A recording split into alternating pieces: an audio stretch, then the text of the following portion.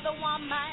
Stand up, it's the year of the woman. Don't take no stuff now, they stand up with me. Welcome to RIB.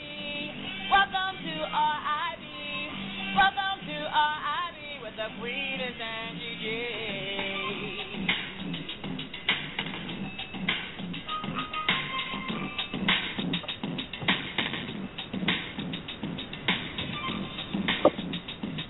RIB family. This is your girl, Queeness. Hey, this is Gigi here on a Friday afternoon. I'm just happy to be able to say on this Friday. I didn't have that many surprises leaving to work. Anyway, Ravens won last night. Woohoo! We're Baltimore. We live in Baltimoreans now. We live in Baltimore, so go Ravens. This is Ravens Town. Ray Lewis. What's the other Ray? Ray Rice. Oh, yeah. Yeah, you are really. Ray Rice. Like, I guess taking endorsements from you. You are really a fan. So, today we have wonderful things in store. Okay. Our first thing, we're going to have an interview by Mama Naturalista. She's going to be talking about her own natural hair care journey and just about the whole natural hair care movement in general, which I think is wonderful. You know, we're both locked up sisters over here, so, Loving it. Yes. It's the locked up. Then we're going to have, our girl Dree come on and talk about what's going on and upcoming news and events. Okay. And then we're going to have our topic of the day, which is, are you dating someone with a big ego? Or are you the one with the big freaking ego? That's right. All right. Okay, let's go. So, definitely make sure to check us out on Facebook at RIB Media, and we're about to go into our guest. So I'm so excited that she actually made it on today. Mama! Hi, how are you? I'm good. I just can't help myself. I know you say don't call you that, but I can't help it. It's okay. I'll let it go today. How are you doing? We're good. So I kind of wanted you to tell our RB family, how long you've been in your little natural hair care movement yourself, and what made you decide to go natural? Gosh, let's see. Let's start off with my kids. I have a 15-year-old, a 5-year-old, and my twins will be 3. And with my twins, so to speak, that's when I really realized, you know what? I have these younger kids here, and I've been relaxing all my life, or as far as I can remember. I'm trying to teach them to love themselves when I'm not loving myself. So that's when, it kind of all started. Oh, that's sweet. Yeah, my children were my inspiration. Ain't nothing wrong with that. I don't have no little ones yet, but, maybe mine will in the future be some inspiration. Yes, ma'am. And genetics, too. Yes, Miss Gigi is my mom, so I guess I shouldn't have brought that up. Yeah, most of it at my age do have grandchildren. Some have great-grands. Okay, so let's go back to natural hair. Well, having children is natural. Go ahead. So, Ms. Mama Naturalista, I know there has been really big debates in just the natural hair care movement, and just with people saying some people are natural if they just totally do not, put chemicals in their hair or dye it, and just kind of what is the whole confusion, and why, to me I have a concern because black women, we're just not saying you're being natural enough. Yeah, it's like, are you natural enough? Are you natural enough? So what is that all about? Yeah. Yeah, it's pretty crazy. I've kind of run into that myself with other people where it's like, you're not natural if you do this, you're not natural if you do that. And I just, I think that's silly because we're already, in society, we already separate we separate ourselves. And it's like, what else do we need to separate? Like being natural was supposed to be, a community, team natural, and now we're separating ourselves into categories of what is and what isn't natural. I call them the natural hair police or the natural hair Nazis. I mean, no offense. It's just too much. It's crazy. They say you can't do this, and if you do twist outs or if you, lock it up or, you're not natural. But, I mean, I just think, natural is who you define yourself as, whether you want to dye your hair or color it, however you want to call it, or do a twist out, or, you know, wear free-form locks. It's your choice. You know, no one says, or no one should be able to say what natural is, you know, because there we are separating ourselves and we're supposed to be united. Yeah. So, I mean, I know you have, like, so many different just natural hair meetups that you're doing, and you're actually, I know, probably preparing for the International Natural Hair Meetup. Oh, yes. So I want to, you know, tell our family a little bit about that so they can get ready for it in May. Yeah, well, pretty much like with this past year, which is still this current year, but in May we had National Natural Hair Meetup Day, and it's just pretty much, you know, getting everyone together nationwide and just to teach them and educate them about natural hair and all things natural. This year coming up, it's expanding now. It's actually now International Natural Hair Meetup Day, so that's awesome. Oh, okay. So now it's going to be worldwide. Wonderful. Congratulations. Thank you so much. I'm very excited. I can't wait for that because, you know, it's not just in the U.S. You know, you have other countries, you know, other different nationalities that are natural, you know, and we're all coming together at, you know, one time of the year, just worldwide, and just, you know, education and just loving yourself naturally, who you are, not what someone defines as who you are. That's right. Curly girls rock. Yes. One of the rock fingers. I lived through the civil rights movement. 60s, grew up in the 60s, and lived through the 70s with the Afro and the little I'm Black and I'm Proud movement. So, you know, we wore Afros back then when I started. When I was in ninth grade, my Uncle Harry, cut off all my hair. I had a little teeny-weeny Afro. It was all right, so he shaped the front of it up like I was a boy, and boy, I hated it. But I got like, why'd you do that to me? You were like, why'd you do that to me? I felt very unattractive. I'm gonna tell you right now. So if I have a picture of me in this pink dress, you know how your school pictures are, but I just hate that picture. But by the time I got to college, I was still wearing, you know, my hair natural, you know, I was called chemical free, and did that for a few years. Because he shaped you up like a man. I'd be mad too. This is round. Shape up. But you know, so and then we transitioned out of that. So now here we are again in the 21st century. So what do you know? I mean, I know what I see the difference is, but for yourself, do you think that natural is here to stay, or are we gonna go back to the stuff out the box again, or what? Oh, gosh, I hope not. I think that it's definitely a movement, that it's not a fad, you know. It's definitely a movement because now with the knowledge and education and the resources to be able to find out more about natural hair and how to work with your hair and to moisturize, a lot of people are loving their natural hair. So I definitely think it's here to stay. Okay, cool. So I have just another question, because I saw an article online, and they were discussing how now these big kind of hair corporations, that's I guess like the Procter & Gamble's and the Dark and Lovely, you know, at first it was for black women with relaxed hair, then nothing was natural hair. And now they're kind of coming up trying to say, well, this is for natural hair.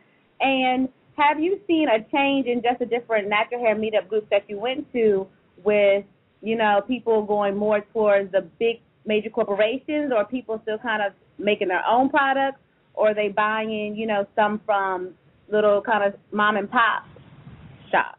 I think it's kind of a little bit of all three. Like, you have the people who are making their products, you have the mom and pop shops who are, you know, who are working their way up to, you know, different status or just to kind of sell locally, and then you have the big companies. I mean, as far as the mom and pops and the people who make their own products, like, you know, for themselves, you know, that's always going to stay because, you know, that, you know, they're natural products. And with the bigger corporations, you know, I'm not knocking them or anything like that. And I give them kudos for, you know, starting to get with the program, so to speak, because they're like, okay, you know what? Not everyone wants to be relaxed.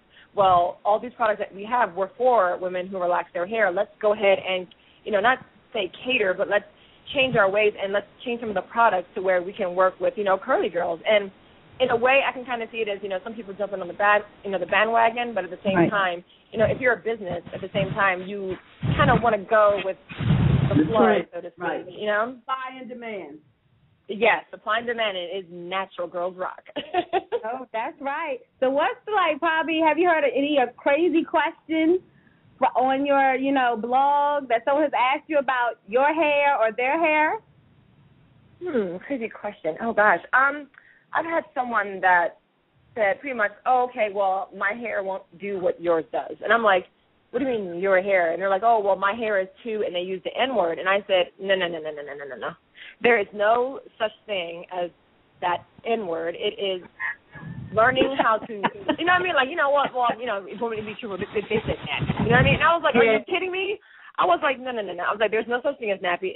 It's healthy hair and unhealthy hair. That's it. There's no good, good hair, bad hair. It's healthy or unhealthy. I was like, your hair can do whatever it wants to do. And I just, sent them a long email of all the products and what to do with their hair and videos and links and, just trying to, educate this person, look, first off, that's a negative word.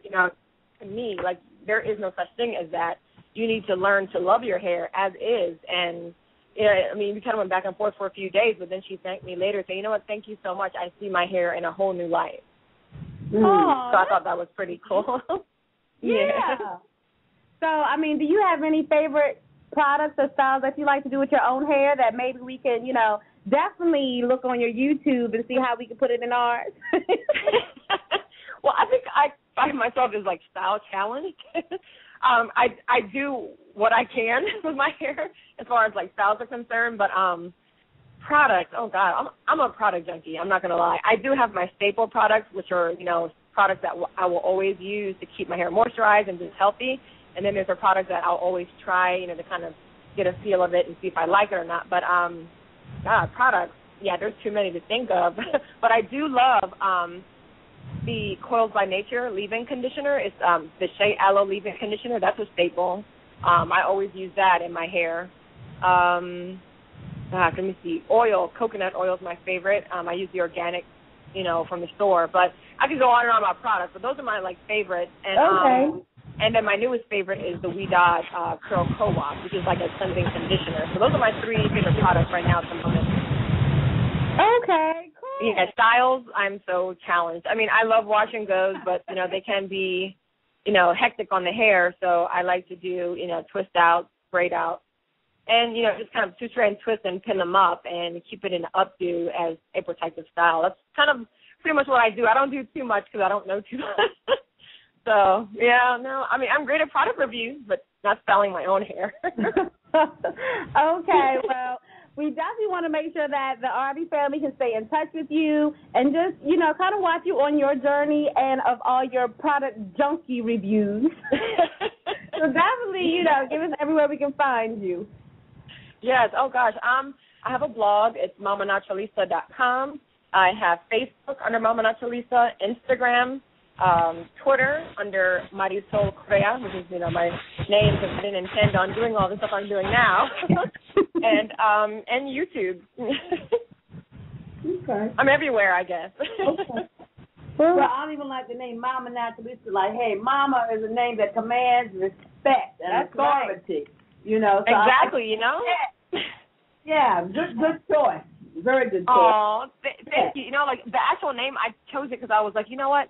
I'm a naturalista, but first and foremost, I'm a mom. So I was like, I'm mama, I'm a mama. So I was like, I demand respect for my children. I demand respect for everything else. So I was like, Mama Naturalista, there you go. I love it. Oh, thank you so much. Thank you. Thank you so much for joining us today. Definitely, we want to keep in touch. And, once again, we're going to be at the International Natural Hair Meetup Day. Yes, ma'am. I will be there with bells on. All right, ma'am. All right. Thank you so much. All right, Miss Mama Naturalista. Adios, amiga. Adios, mama. Or mamas. All right. Take care. Okay. Look forward to that. It's in May.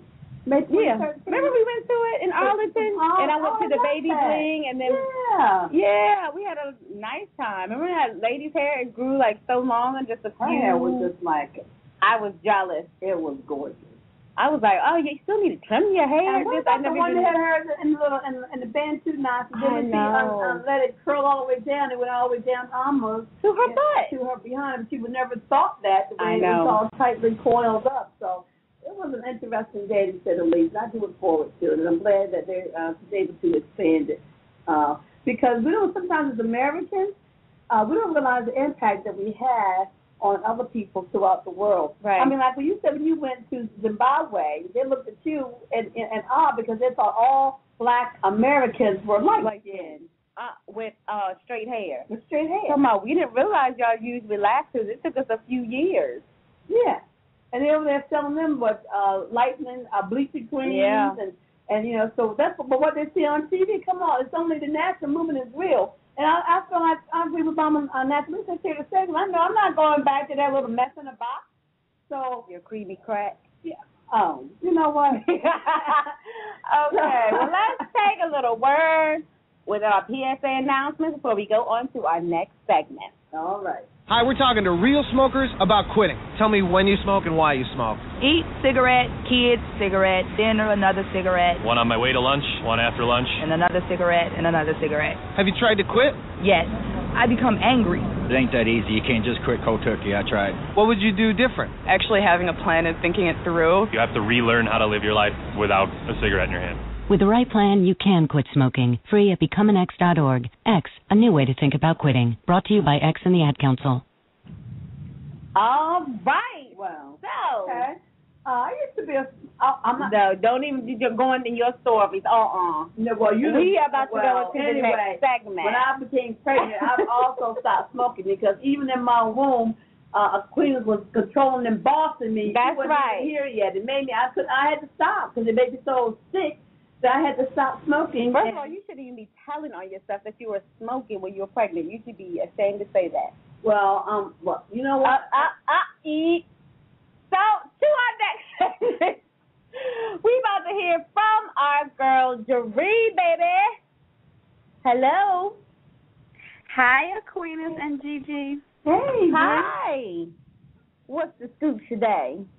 Well, the scoop today is coming from Fox Baltimore, WVFF Fox here in Baltimore. Okay, now we know about Torrey Smith's younger brother passing away, which is very sad. But Torrey Smith and his family decided to raise money for an endowment for a scholarship fund in memory of Tevin Smith's name. Oh, well, that's nice. Do they know what it's going to go for? Is it going to go for, like, college or just books or for people to do football or sports scholarships, anything like that? Do they know? Well, that is still in the works, but this is the information that I have, according to WBFF. The funeral arrangements have been set for Torrey Smith's younger brother, Tevin. Tevin passed away early Sunday morning due to a motorcycle accident in Virginia. The funeral is scheduled for Saturday, September the 29th at King George High School in King George, Virginia. Service begins at noon. In lieu of flowers, the family has asked that donations be made to a scholarship fund in memory of Tevin Smith. Torrey Smith quotes, "He had a great heart. His big smile and his laugh, which was probably one of the most annoying laughs ever. I'm definitely going to miss it," end quote. To contribute to the scholarship fund, donations can be made payable to the Tevin Jones Memorial Scholarship Fund. The mailing address for the endowment is Baltimore Ravens, C/O, Torrey Smith, 1 Winning Drive, Orange Mills, Maryland, 21117. Again, that's Baltimore Ravens, C/O, Torrey Smith, 1 Winning Drive, Orange Mills, Maryland, 21117. Yeah, that was a really sad story. It was. But I tell you what, he played a tremendous game on Sunday. Yeah, I think he needed definitely. He needed it. You know, I think it's just like it took his mind, you know, off, not totally off of it, but put it into another direction. Right. Everybody grieves and handles grief differently, you know. And I know I was like him when my mother passed. I mean, it was just devastating. And I know I kept busy for a solid 3 years, and then finally one day I exhaled, you know, and realized that 3 years had passed, and I kept myself busy like I don't know what. and to deal with it. And there's some people, and I remember talking to my department chair, because at the same year she passed, I started teaching at University of Maryland Eastern Shore. And I remember my department chairperson telling me that when her mother passed, she had to take off a year from work to deal with it. So he got out there Sunday, my prayers and thoughts with the family for sure. He's such a young person at age 19 and whatnot. Anyway. Yes. Anything else?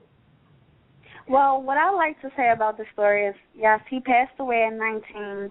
It's a sad story, but I definitely commend Torrey Smith for going on with his career in the game, because if it was anybody else, he probably wouldn't have been as brave as he was too.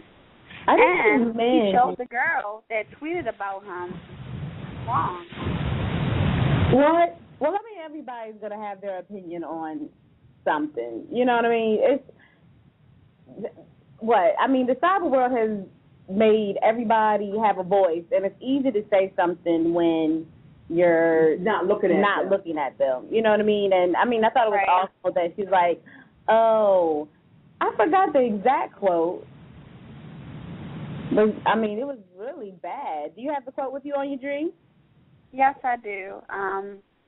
Forgot her name. But the quote said, "Yeah, Torrey Smith, congratulations on your win. Oops, I'm sorry, too soon." And Ray Lewis tweeted back saying, "Well, there is a such thing as karma." And then if you say that and you keep moving, that's an ignorant person, because everybody loses and experiences grief at some point in their life. Y'all making me depressed. Can we move on to the next? And now the young lady, this is one last thing I do have to say, Kendra. But now the young lady is tweeting back saying, "I apologize, Torrey Smith. I wasn't thinking. It was just a thoughtless action. I was drunk and yada, yada, yada, etc." That's good that she apologized. Okay, that is good. Just woman up. Right. Girl panties on. Put a big that karma is a scary thing. I want woman up too. Like, hey, I don't want this coming back to hit me. So right. You go. So that's good. Yeah, we got to move on. We've been talking about Torrey too long. He's about to pay us in a second. Okay, next. We're asking for fees for the next go round. All right.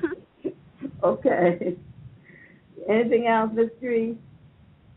No, that's it from the news world today. But if you're interested in these stories and any other stories going on in Maryland, you can log on to www.wbfffoxbaltimore.com. Okay. I know about the transition to our topic of the day, but along with the NFL was the thing about the referees. I didn't understand why they kept saying the pace of referees throughout the game until a big incident. When was it? Sunday night or Monday night? Was that call that with the Packers and the Seahawks? Yeah. And then I finally listened to hear the whole story. I didn't know that the regular refs were out on a union contract deal when we're not there, and so that was interesting. But it made the game a little bit more dynamic. It made, I think, all of us pay a little bit more attention to the significance and the power that these referees had with these games. I thought they were just being too hard on them. Okay, imagine you are so excited that you finally get to referee a real game and not the, kiddie league football that you've been doing. Right. And I'm sure you were trying their best. Yeah. And anybody, if all of a sudden I'm going into a job, one, I'm nervous, two, there's millions of people watching me, most of us would have got fired. I know. All I can say, I remember the time that my husband and I volunteered, agreed to be the timekeepers and the scorekeepers for a basketball game for the university. Y'all were horrible. Oh my God! It was like the most.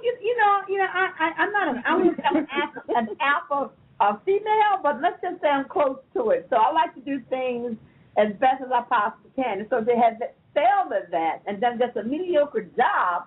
It's disturbing to this day, but they asked them because it was, I think, over Thanksgiving break or Christmas break, and there was a staff shortage. So here we go. Trying to, work the points, and then your husband started watching. Yeah, then your husband started watching the game and stopped doing his job. It was just like it was just too much to do. So that's what we did, and those are official jobs that people have also in the business, and so I cannot imagine what it takes to be a referee, and have to be on top of all of that at one time, and have all the knowledge, had all the rules and procedures, and be able to just go, boom, make a call just like that. So anyway, they're back to work. So when the Ravens played on Thursday, they had the regular rest, and we once again beat the Cleveland Browns as we normally do. Yes, so, woo, like as we normally do. You're right, Gigi. That's a no-brainer. Oh, okay, thank you so much. You're welcome. All right, Queens, what's up? Okay, we're going to our topic of the day. All right, so I think we're going to look at this from two perspectives. I'm looking at it from the female. Are you a female who's also an egomaniac? And I think you can just go both ways, don't you think? Well, you can go both ways. I mean, if you're an egomaniac, it doesn't matter what your gender is. Yeah, I'm sure there's different, probably nuances. Well, but I'm sure it's not that much. All right, so maybe we'll start out with. So, Ms. Drew, you still with us, or you gotta go? I'm still with you, girls. Yes. Okay. So maybe we'll be in the building. With someone with the definition of what it means to be egotistical. So I looked up Urban Dictionary and got a few little definitions. And so let's say a person whose ego exceeds both his intelligence and his capacity to see beyond his own personal interests. Someone who talks just to hear themselves because no one else will listen. Let me see. Someone who thinks they are the best and are never wrong. And someone who's egotistical has incredibly high confidence in themselves. They often are very pretentious and arrogant, and they tend to be disliked by their peers. Then someone was talking about they think that modern women have become increasingly shallow and narcissistic, developing a level of egocentricity that has reached epidemic proportions. So we're allowed to be that now. We got to get jobs. We can't just stay home barefoot and pregnant. We can be shallow. I can't want that man with that six-pack and all his hair at 45. Anyway, this percentage of women are outside of reality. Many who are simply plain or just ugly see themselves as awesome, fabulous individuals. So anyway. That's what they say about us Baltimore women with our stomachs hanging out and our chicken box and half. We be thinking we sexy. What the people in Shelter Radio do just to make a little joke about. You're not sexy until you have an inner tube around your stomach in Baltimore. That's when you're sexy. And 8 kids behind you. You know what? I wasn't with it. That wasn't nice. You know they be having a lot of kids, though. That still wasn't nice. Okay, I'm sorry. That wasn't nice. I'm done. So, anyway, let's talk about this. What it means to be egotistical in a relationship. So, now here comes. You got the men looking at us like, talk about it. Talk about it. Right. This article Pressure's on. about how this ego epidemic that more and more women more are seeing themselves with this inflated sense of their own fabulousness. So they see themselves as being one way, but the world sees them in another way. And talk about they have these delusions of being great and wonderful, being more clever, more talented, and more attractive than they really are. And then they can't accept criticism at all because it's their way or the highway all the time. We gotta say he too, because they act like that too. They think they're the bomb, especially in Baltimore. I mean, I can't talk about everywhere else, but I can only talk to most. I'm black men because I don't know a whole lot of other races. But a black man in Baltimore that has a job, you can't tell him nothing. BMW.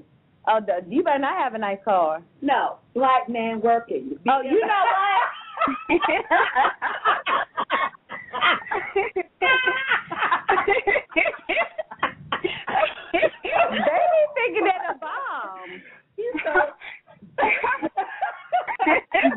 you're so fired. I'm about to Donald. Anyway, so they talk about these researchers. They've had a major cultural shift over the years, and we tend to have this more of an emphasis on material wealth, physical appearance, and celebrity worship. But they talk about all this reality television stuff where you can get to be famous without the need for talent. You know, if you're going to be on television, you act ignorant, you know, you get more views. I mean, pay me $1 million a year, I act ignorant in a heartbeat. So you want me to say everything that's on my mind? I mean, that's at the end of the day what they're doing. Right. If everybody really went around and said everything that they were thinking, a lot of people's feelings would be hurt and everybody could have a reality show. Well, give me one. All right. Lord. Okay. I'm just saying now until you get the drama and people in your business. You know, and you just said it all out there. You know, talk about the internet where you can become famous. A few clicks and you're famous. As the reason why we've had a change in our culture. Easy credit. You know, you can own more and look like you have more material things what you can actually afford. The real BMW, not just a black man working. A car. You know, it's like those things are, you know, what you look like. I guess look at for a person to say, oh, that person has a big ego. But I look at it and going, okay, well, how does that affect your relationship? I mean, I think it would be, you know, annoying, especially if you're not a big, dominant, big ego trying to talk over somebody's person. Because sometimes to me, when you're in a relationship with someone like that, you know, you end up being so submissive in the argument just because you're like, I just want the argument to stop because you're not listening to me. You just want to win it. And they're always right? Yeah, and they're always right. Or if they're not right, the 10% that was right, that's what they're going to harp on. It was, you know, they don't care about the 90% that maybe they're not sure of. But you know what I mean? I think most time it's like you're either going to end up being submissive or can't take it, and you're going to have to leave. Well, you know, they were also talking about how a lot of women tend to, because they have these delusions of grandeur about who they are, and then they also said very high delusions of grandeur for the men that they think that they should be able to talk to them. Right. So they end up being very lonely, and they're blaming on stuff like I'm too smart, I'm too attractive, I make too much money, you know, instead of the fact that, you know, you just think too much of yourself, as one of your cousins said to you one time. Right, and the Queeness and Gigi, to comment on what you guys said, a man probably feels like he has to have certain things because the women, it's like, okay, well, if you don't have this or you don't have that, you can't be with me. So that's where the whole attitude and ego comes in at. What do you guys think? Well, you know, I read another article about how, if you're a narcissistic woman, you know, your ego is way out of line, how this comes about and the impact it has on sex and control. Okay. That sounds good. Continue. Okay, so first, find narcissistic personality disorder is a pervasive pattern of grandiosity, need for admiration, and a lack of empathy. So you need everyone kissing your feet, telling you how great you are, but you don't have any feelings or think about anybody else but yourself. So this person is very selfish, egotistical, smug because you're overconfident, and fascinated with themselves. So this is scary because I'm like, okay, is this why black men be like, oh, that's why y'all buy yourself? Right. So some of them do think like that. Yeah, that's scary. So then to say that is scary. Yeah. If you are in one of these type of women, narcissistic, you love yourself too much, then there's three types of sexual behavior. Either you're hypersexual, you're hot and cold, or you're frigid. All right? So, and often the woman can be either or one of the three at any time she feels like it, but that's how she controls the man. Okay? Well, I think that's just women in general. I don't know about that one. Well, whatever. Control that anyway, no matter but we what. use it as our source of power, too, you know? No, but I remember it was this one guy, and he was so ignorant to me. He was just like, I can't believe that, you know, you have all this confidence, and how dare you have confidence with your fat self. I was like, dang. Excuse me? What? Kendra, I know you had to say something, because if you didn't, I would be kind of pissed. Like, and Kendra, you're not saying nothing? You know, I have to go deep. Some ignorant guy? You just laugh. Obviously this much. But you know what, though? He probably did that because he wants you. Think of it like that. Oh, he did, but he was like, I don't understand. You have to understand that most time I'm used to dating women that have flat stomachs and nice big butts, and you sitting up here not even trying to go out with me. Oh, my God. Okay, first of all, you're not that great looking. Second of all, it was just like every time you talked to me, it was because you were trying to use me for, like, rental space at my job. Like, it's not like you ever asked me out or anything like that. I was just amazed. But for a walk in the park as that's probably all you wanted, something for free. Let's walk in the park. Okay. But that's what he said. He was like, I just can't believe you have this much confidence. Well, why would you? To be the size you are. Beautiful. Right. You're beautiful. He did that because he's not confident within himself. Guys, that's how they tear you down. They try to build you up, Well, that's just like the other day. I'm talking about an 11-year-old boy upset with an adult in the classroom, to walk in the classroom and say to her, "That's why you're chocolate." Yeah. Like, that's supposed to be offensive to her, that this little whole color thing. Like, well, what's wrong with your being chocolate? That's beautiful. So, but still, as a child, he's already like that when you're dark skinned in his mind, he's brought into the whole color racism spectrum. Right. Right. And even in like psychology today, they were saying that the unhealthy ego is most time it's a failure you can't connect with people, and really they were bullied themselves when they were younger. So it's kind of like coping mechanism. So they make sure they don't get comfortable and make sure that they feel like, well, nobody's going to take advantage of me. So I guess maybe we should feel sad for people like that. So that proves why the class clowns did what they did. Well, it's also a lack of trust. And if you had to put down other people and try to hurt them, that means you're hurting yourself. Let's go with that first. You talk about the guy trying to say something to hurt your feelings. That means he's hurting inside, and he has a problem. Because people that are confident and love themselves. Now, let's just say there's a difference between being confident and being egotistical. The two are not the same. You should feel comfortable in who you are, but at the same time, being confident, your confidence, you can also accept the fact that other people are confident and have something to offer to the world that's just as important as you, But when you're egotistical, you feel like nobody has anything to offer that's more important than you. You are the expert on everything that Steve talks about. You have to be in total control, and you have to use unrealistic, like I said, expectations even in relationships. So Dree, could you date, somebody with a big ego? No. You gotta be. What's that? Big ego. No, she was talking about different egos. And why I would not date anyone with a big ego? Because they're gonna be all for themselves. Look at me. I'm in the mirror more than you are. Oh no, I'm definitely not gonna be with a man that's in the mirror more than I am. Yeah, and I think you have to really, like I said, define that line between being confident and being overconfident to the point of being unrealistic.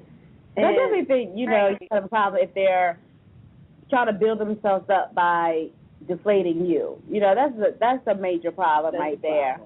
You're right.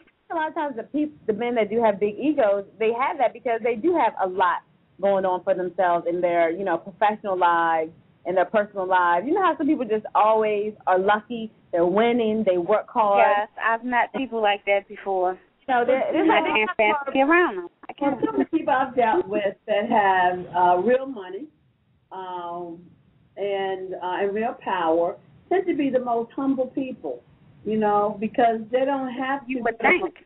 Right. They don't have to pretend. They're not pretentious. They're very direct. They're very humble. They're very simple-minded people. They respect people. They don't have to put on a show. They don't have to look down their noses. And it's about billionaires and multimillionaires. Who you seen that was a billionaire? These are hundredaires. Just because you don't know, I've had a life before you and have a life after you. Yeah, who you talk to as a billionaire? Well, I should have stayed with him. Uh-oh, someone made a mistake. That was supposed to be my dirty.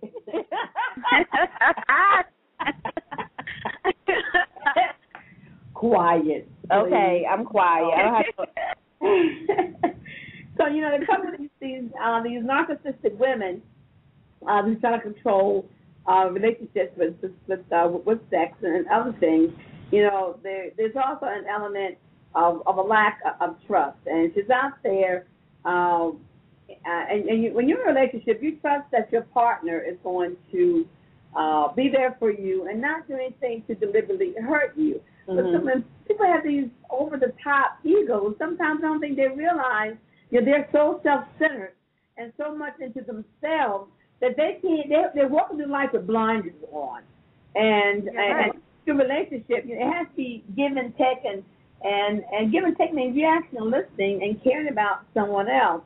And people that are really over the top, they have a hard time doing that because everything is based around them. I thought the sad thing is basically they're saying, unless they're unwilling to change, it's really not going to get any better. And most time it doesn't get better because they don't even see that, they're doing wrong.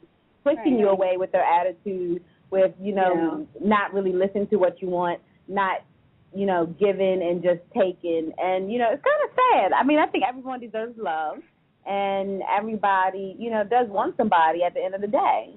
Well, I think if, whether it's a male or female, if there's someone that you really want in your life, and you're being true to yourself, and that it's your personality, it's your fault because if you're too self-centered, but you don't want to lose that person, you should want to, I think you go out there and you start to try to do something to change, if you really want that person. Now, if you are a true egomaniac and you're that self-centered that you're going to let someone walk out your life that you feel is your life mate, then you're a fool. You're just a fool, and that person is better off without. Plain and simple. Yeah. So I guess we all agree on that one. I guess we do. So, we have to slowly start wrapping this part up. So, Ms. G, do you have any last statements or words? Well, this whole egomaniac, did I say it right? Egomaniac, sorry, excuse me. That's a good topic. You guys actually gave me insight on how to deal with people that are egomaniac. And I'm glad to be on the show, Aquinas and Gigi. R.I.B. family. I love you guys. Okay, love you too. I got a couple quotes about confidence, so there's a difference there. Confidence is a very fragile thing. Confidence comes not from always being right, but from not fearing to be wrong, because none of us are perfect. You have to expect things of yourself before you can do them. One last one, too, women. The best way to gain self-confidence is to do what you are afraid to do. Never let success go to your head, and never let failure go to your heart. So, okay, wonderful way to end that up. But before we leave, I just wanted to talk a little bit about the kind of the opening of An Enemy of the People that we went to at Center Stage, the play last. So Ms. G, give your quick little review of that. Too real. Basically, it's about you're pitting the truth against big money and politicians and the status quo. The big money, the politicians won out over the fact that something was being done that was poisoning the people. You had divided among the family, and nobody wanted to hear the truth. I identify with that because I had to learn the hard way as I crossed over to this side of the bridge that people don't care for the truth that much.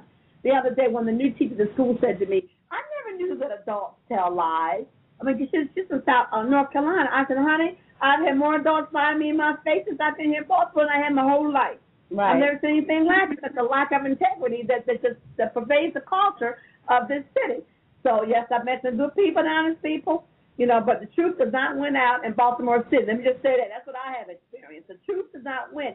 So that play really hit me hard, because I've lived it, I've experienced it, and people go with the power rather than the truth all the time. And really, the majority of the people, and I thought whatever the majority wanted, basically the majority, but you know, kind of the mayor of the status quo.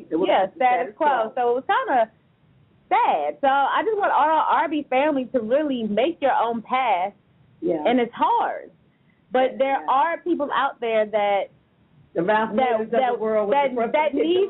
someone like you so they can be themselves. Because sometimes you have to let your light shine so others know that they can shine theirs. But no, that letting your light shine. You know what, Queen, she's right. I've learned that.